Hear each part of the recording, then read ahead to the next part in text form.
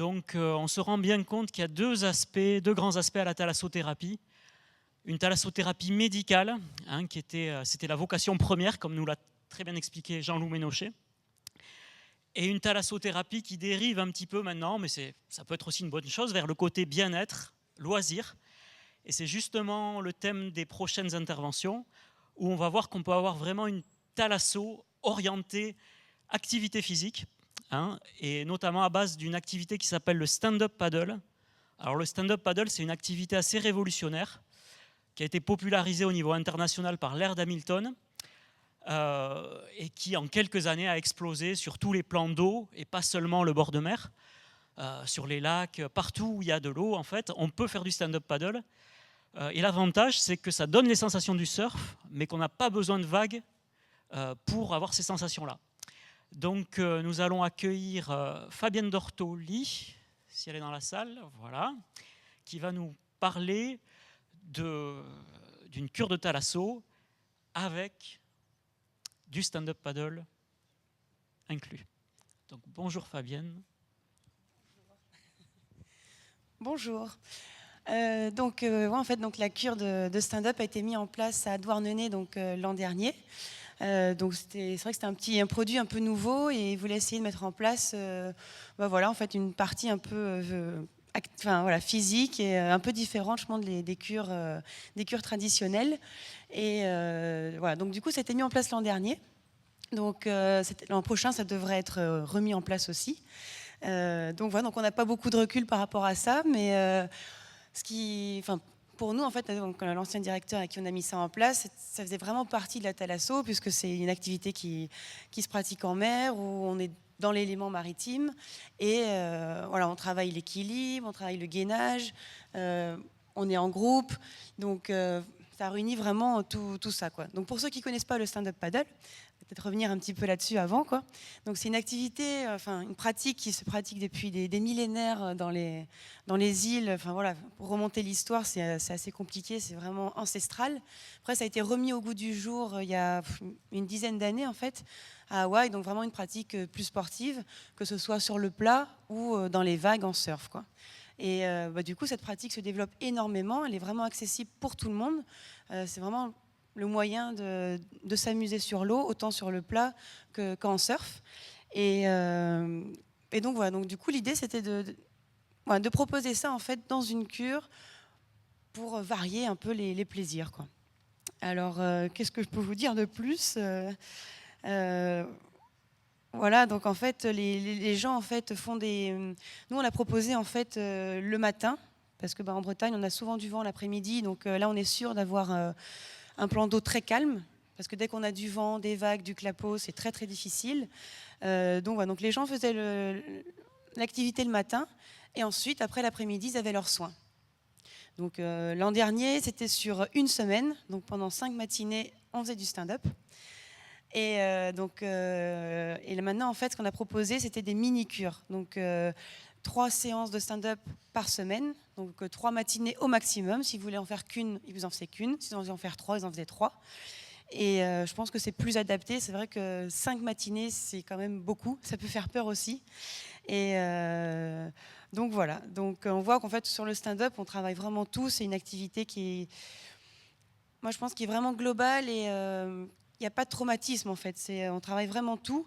Et pour moi, ça peut être que bénéfique, quoi. Il n'y a pas de traumatisme. Et on travaille vraiment l'équilibre, on travaille le gainage.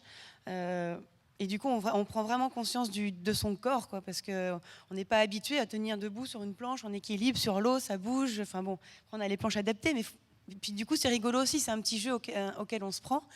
Et donc voilà, donc au début, on apprend à simplement tenir debout sur la planche sans tomber. Et donc à se servir de la rame, à savoir où se placer. Donc au début, forcément, on est complètement centré sur sa planche, on ne voit pas du tout ce qui se passe autour, hein. Souvent, les clients ils me disent mais je vois rien, je vois pas le paysage. Mais je dis c'est pas grave. Pour le moment, on se concentre sur la planche et ensuite, vous pourrez apprécier le paysage. Donc voilà, dans un premier temps, on apprend vraiment juste à tenir en équilibre et après à se déplacer. Et une fois que les gens savent à peu près se déplacer, on se balade tout le long de la côte et c'est juste magique. Et cet effet un petit peu magique aussi, je pense que ça peut être que du bien, que du bonheur, quoi. À partir du moment où on a un petit bonheur, ben voilà, ça fait du bien. Et pour moi, c'est une thalasso, quoi. La thalasso, c'est du bien, du bonheur et du bien-être. Donc voilà, j'ai pas grand chose à rajouter d'autre, hein. Je sais qu'il y a du stand-up aussi qui se pratique en piscine, qui se pratique. Enfin, il y a différentes sortes de pratiques de stand-up.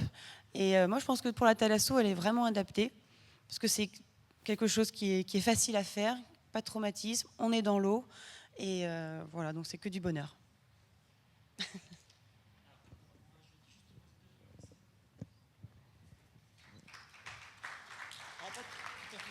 Ouais. Donc, alors, je ne sais pas si ça marche là. On peut mettre le micro ou pas? Ça marche. Il marche ici. Et celui-là? Celui-là, il marche? Ok. Donc, quel type de public tu conseillerais ça? Est-ce qu'il y a une limite d'âge pour faire ça? Est-ce qu'on est parfois trop jeune, trop âgé? Ou est-ce que ça peut se pratiquer un peu par tout le monde? Pour moi, ça peut se pratiquer vraiment par tout le monde. La limite qu'on peut avoir, c'est juste au niveau physique, si on a du mal à se déplacer, parce qu'on a des douleurs articulaires. Et encore, vraiment, pour moi, c'est vraiment à voir avec un médecin. Mais moi, à mon avis, il n'y a pas vraiment de contre-indication particulière, quoi. Très jeune, on a des pagaies adaptées. C'est surtout la longueur de la pagaie qui fait que, voilà. Donc on adapte la pagaie pour des enfants.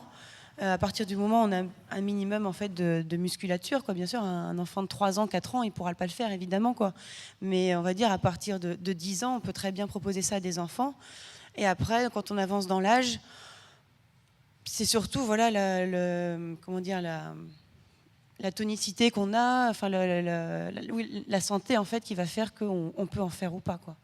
Mais je vois pas de contre-indication vraiment, quoi. Parce que pareil, on adapte la pratique aussi à ce qu'on veut faire, quoi. Donc ça peut être très très cool aussi, quoi.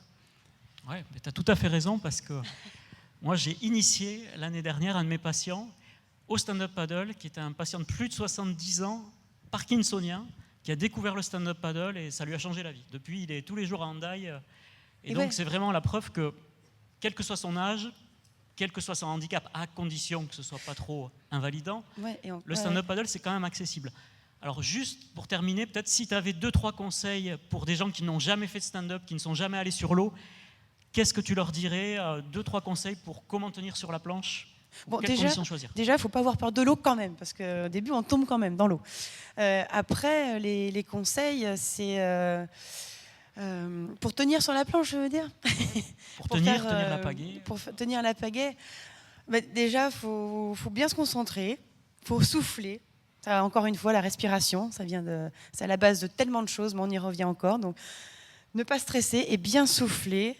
Se tenir en fait vraiment, en écartant les jambes et en fléchissant, hein, pour avoir le plus d'équilibre possible. Et regarder en fait devant soi, se concentrer, on regarde la mer tranquillement, mais surtout ne pas paniquer, quoi. Juste essayer de prendre du plaisir. On est sur l'eau, donc a priori avec du plaisir, et s'appuyer en fait sur de la pagaie. Ne pas avoir la pagaie comme un engin qui nous embête, mais au contraire en fait l'utiliser comme un appui en fait. Donc bien la planter, quoi. Donc voilà, serrer les fesses, serrer les abdos, on gaine, travailler le gainage. Voilà, donc écarter les jambes, on fléchit, on regarde devant soi, on respire bien et on y va. C'est un peu, mais non, voilà, c'est voilà. En général, quand on essaye, on est conquis. Donc Fabienne reviendra demain nous parler de la marche aquatique. Hein, c'est vrai que nous, on marche encore très peu sur la côte basque, mais c'est une activité qui est excessivement bénéfique. Donc on verra ça demain ensemble. Et donc on va continuer sur la thématique stand-up paddle, parce qu'il faut savoir que le stand-up paddle en thalasso peut également se faire dans le centre. Et donc on va accueillir Eric, s'il est par là, voilà. Eric, monsieur Aqua Stand-up, qui a développé un concept pour potentialiser les bienfaits du stand-up paddle sur un plan d'eau plat, en piscine. Juste une dernière précision, tu as parlé du stand-up paddle sur le plat ou dans les vagues. Dans les vagues, il faut quand même faire attention parce qu'il faut beaucoup d'années de maîtrise du surf déjà avant de se lancer dans les vagues. Ah oui, bien sûr, la pratique dans les vagues, c'est complètement autre chose. Elle ne se pratique pas comme ça, on ne commence pas du tout dans les vagues. Pour moi, pour en faire dans les vagues, c'est quand même mieux d'avoir un petit passé de surfeur quand même. Ou alors on peut apprendre, mais dans ces cas-là, il faut vraiment faire attention parce qu'on a quand même, la planche est quand même très grande, on prend de la place et donc il faut vraiment faire attention aux règles de sécurité. Et si on vient pas du surf, se renseigner sur justement les règles de sécurité et de priorité, quoi. Faut vraiment y aller, voilà, à petits pas et tranquillement.